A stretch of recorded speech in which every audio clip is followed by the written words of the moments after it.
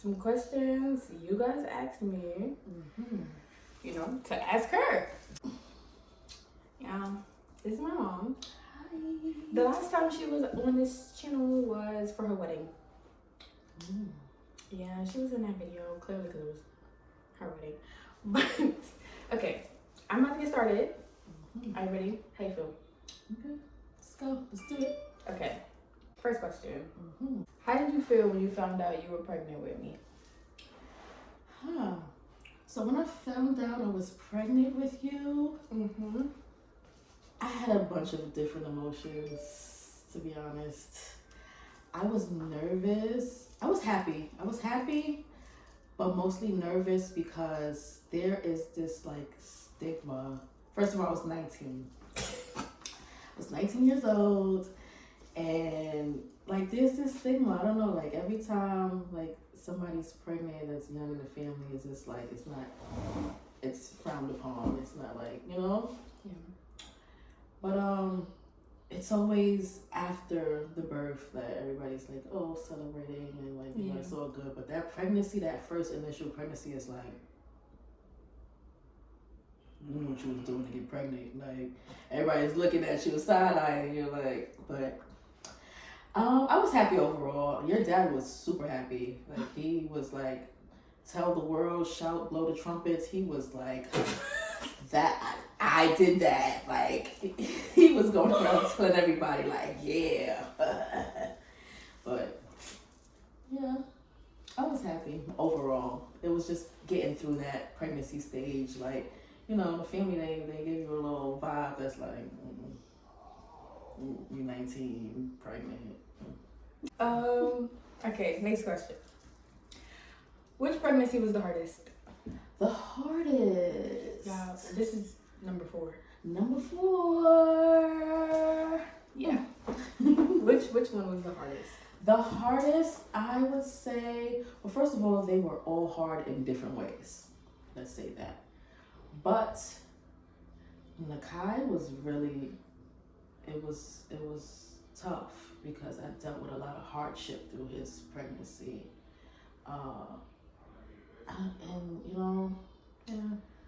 Still figuring out life. I didn't really have a lot of things together. And how old were you when you had Kai?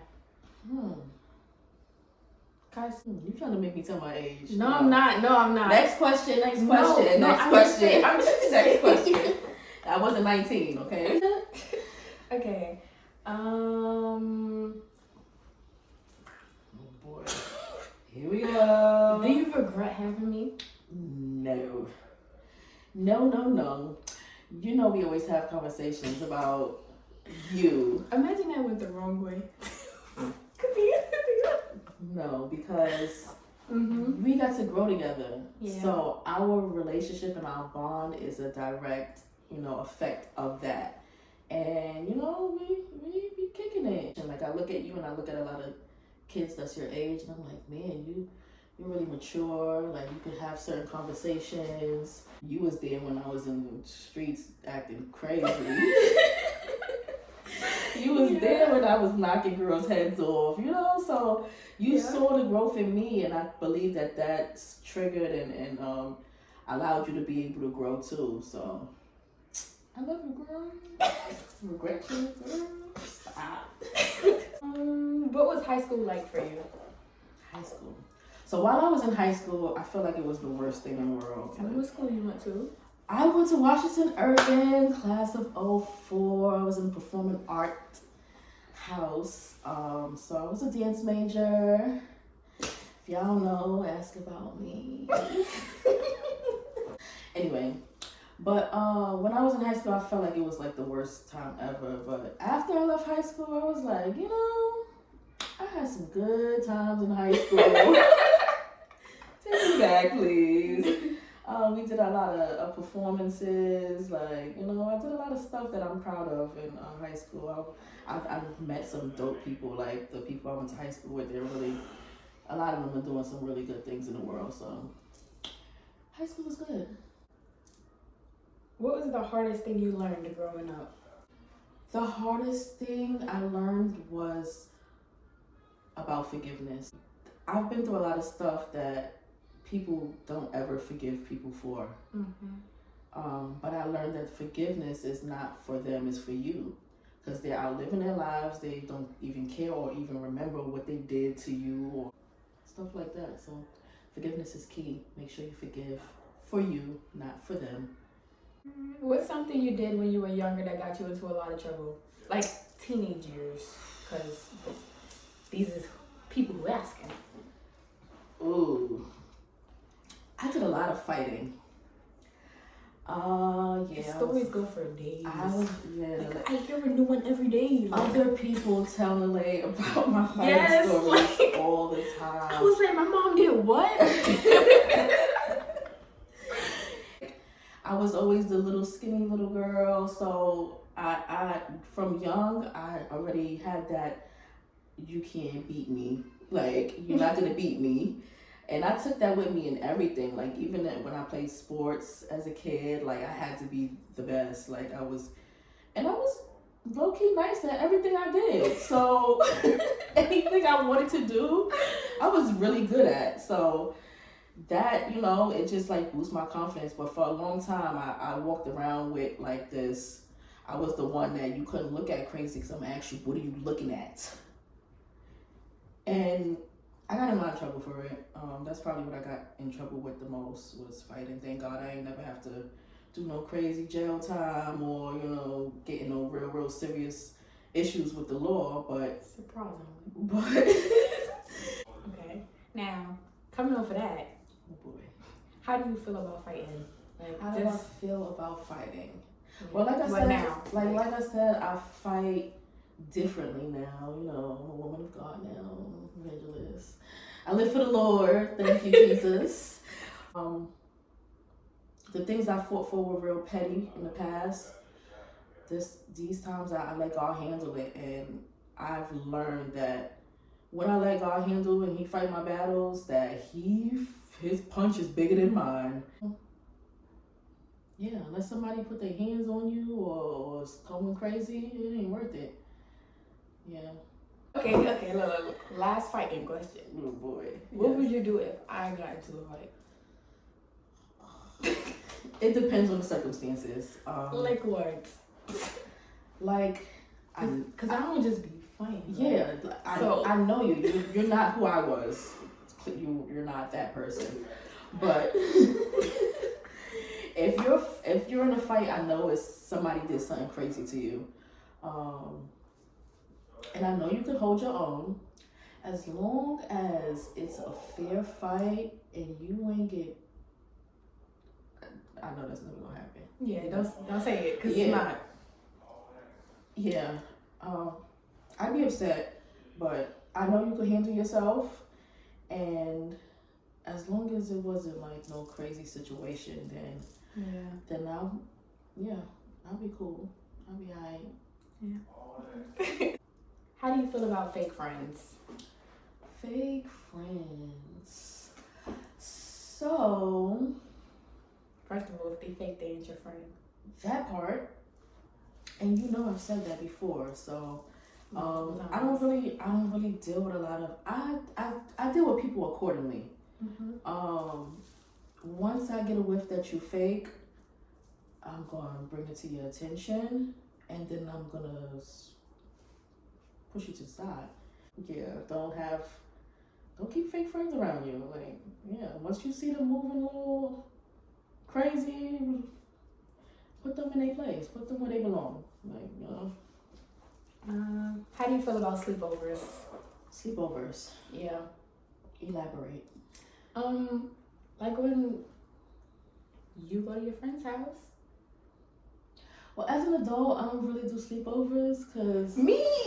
Oh, you said, I said elaborate. You said, how do you feel about sleepovers? Like, when you go to your friend's house. Like, okay. Well, you have the same friends that you had. And at this point, you guys aren't even friends. Like, we're family. I know their parents. I trust them. And, that's cool.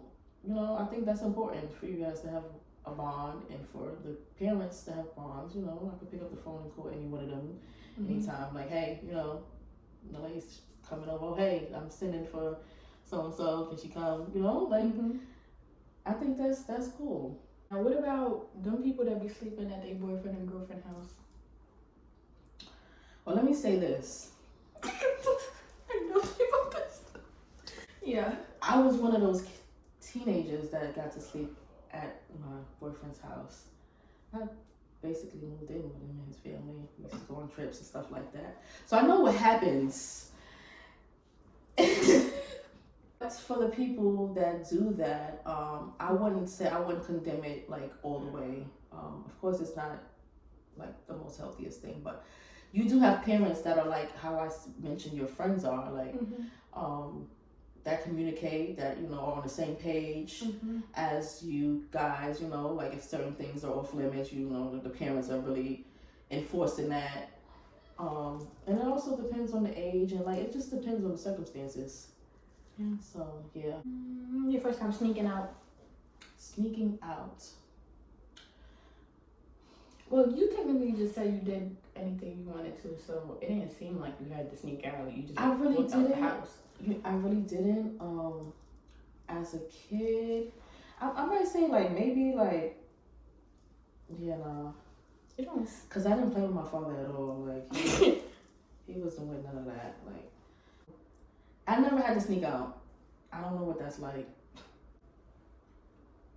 What age did you lose your virginity? Ooh. The age. Just the number. As a teenager, I did whatever. You was outside. I was outside. You was outside. I was outside, but I wasn't. You was inside, outside. Yeah. You was outside, inside.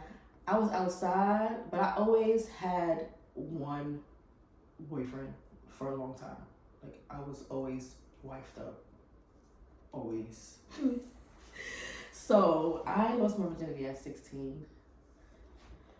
And yeah. Who's your favorite child? My favorite child? I don't have no favorite child. Stop it. Stop it. You trying to get me. You trying to... She thought about it. I had to get you because you trying to get me. No, ain't no favorites over here. I love all of you guys. And this sounds cliche because most parents say that, but no, I really love you guys all different levels because all of you guys have different personalities. Someone asked for advice on relationship problems, like cheating and how to communicate and stuff like that. What I learned growing up is like nothing should be taken that seriously outside of marriage. You should never be a wife to your boyfriend. Those times in the beginning should be spent dating and having fun and going out and getting to know each other and building bonds and relationships. It should never be so serious to where a lot of people, they get in relationships and it's just like the end of the world when they break up. And I don't agree with that. Like I've been there and I understand it, but it'll be a lot easier to move on and build. It's a big world out there, there's millions of people and then billions of people in the world. So those are the things you take serious in a marriage, like cheating and there's a lot of things that come with being married because you become one. So it's a lot different. Take marriage serious. Anything outside of marriage, have fun. Date, learn, behaviors and learn how to spot certain red flags and, learn what you really want to see in a person rather than being connected to a person because it's a relationship. She's spitting. What age should you start dating? I wouldn't put an age on it. I mean, of course you gotta be like, I would say, I can't put an age on it. It depends on where you are in life and what priorities you have, because you have 14-year-olds that are graduating college. Yeah. So it depends on your mentality, and I don't think dating is like, people like to put this stigma on like dating. Dating is like you have friend dates. Dating is just you getting to know somebody and you building a bond, a relationship with somebody. Like So that's what it should always be about. It shouldn't be like this heavy vibe of, oh, we're dating and you're only dating me. No, when you date somebody, you're dating to see if you guys click or if you guys can build from that. The end goal should always be marriage later on down the line. So you date certain people and you get to certain levels and you're like, okay, I dated this type of person before. Is this the type of person I want to be with when I get to my space where I'm ready to settle down? What's the correct dating age gap? Do you know what I mean by that? Like, how old can you be or how young could you be to date a certain age? Yeah, like if somebody's 14 and they trying to date 2 years younger, 2 years older, or 3 years younger or 3 years older, like what is the, like, I wouldn't even like. Okay, so then let's talk about like as a teenager, like do like 19 and under, like me, I'm 17. What's the oldest age I should be dating? Oldest? You're how old? 17. I'm 17. Yeah. We gonna hit 18. Yeah. 18 is it. I agree. I mean, you're a little different. You're a little bit more mature, but still, you know, 18. You're not answering the question. 18 is it. You're not answering the question. What was the question? I didn't It's like age gap. Like if people tell them only 2 years older or 2 years younger. I can't say that because at every age there's a different stigma. Like there's a different circumstance. Like I could say 17. If you give me a specific number, I could tell you. 15. Boy or girl. Like, why does it matter? It matters because males carry a certain trait. They have certain characteristics. Males have a certain role. They have a certain role at a certain age. If you're a lot older than the woman, it just looks like, or it seems like you're a predator molding a younger person because they're impressionable. Yeah. But to each his own. How'd you meet my dad? How did I meet your dad? So I met your dad through your auntie. You know your auntie. Me and her was hanging real close, real tight back then. We was cool. She was with your uncle. And we was hanging out a lot. And I met your dad. He was just the sweetest guy. He was really nice. It was really nice. We were friends first. We used to do stuff like just hang out. Like when we got together, we never wanted to leave each other.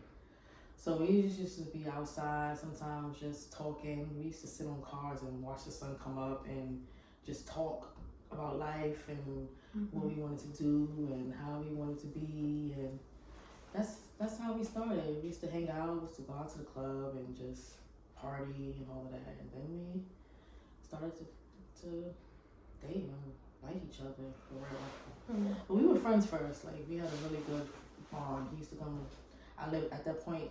I lived around like a couple blocks from him. He used to come ring the doorbell and come pick me up. And he used to be like, "Who is this man?" I'm like, "No, he's not a man. He's just big." He's actually a whole year younger than me. Oh yeah. Yeah. And it's just so happened because my birthday is in the beginning, his is at the end, so it just seemed like. Yeah. But yeah. What would you do if I was pregnant? What would I do if you were pregnant? Well, first of all, I rebuke that. That's not happening. I rebuke that in the name of Jesus. That's not gonna happen. That's not happening. And I'm not saying that because I'm that parent. Like that's not gonna happen. I know you. I'm not. That's not on your palate. You're not moving in that way. I know things happen, but that's not your portion.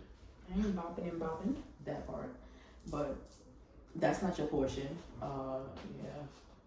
Yeah. So no. I'm not answering that. Nope. Okay. Next question. Opinion on this generation. This generation, I feel like, thank you very much, is nothing like my generation growing up. Nothing at all. Like, there's a lot that played into why. Yeah. But there's so much that happened in the world that gave the free reign to just be whatever, like without standards. Mm-hmm. Like it started to become a trend and popular to be the things that when I grew up it was just frowned upon. So there's not a lot of standards and guidelines in this generation. So for you to really be solid here, it takes a lot. You gotta have a good strong foundation, or you could just be lost and just think that it's okay to do whatever, and that's not the case. Like you should always have a standard of living, a standard of who you are, a standard of who you won't be. So yeah, a lot of people, they lack that because they don't really have the guidance. So nobody's showing them that. They're showing them that you could do whatever you want and be okay, and that's not the case. What? No. How do you feel about smoking? Smoking what? There's lots of things you could smoke. Smoking in general? Yeah. Vaping. Well, let me say, I really despise cigarettes so bad. Like that has been like my thing for years. It's like why do you even smell like that? Weed. Mm-hmm. I don't like any type of smoking now, but I used to smoke weed a lot, like a whole lot. That was just my phase of life because it was like a crutch for me. So I know what smoking does for people, and that's the same reason why I don't like it now. Is because it's an addiction. It's something that they have to do in replace of something that's missing. We don't know. Last question. Ooh. Are you ready? I was ready. How you feel? How do I feel? Yes. I feel good. Okay. What age should you get your first tattoo and or piercing? Ooh. Me now? If I don't agree. Okay, continue. First tattoo, age, and piercing. Tattoo, yeah. So now I wouldn't advise getting tattoos and piercings now, just because of. Yeah. Why? Yeah, just because I wouldn't advise it. But I got my first tattoo. I was 18.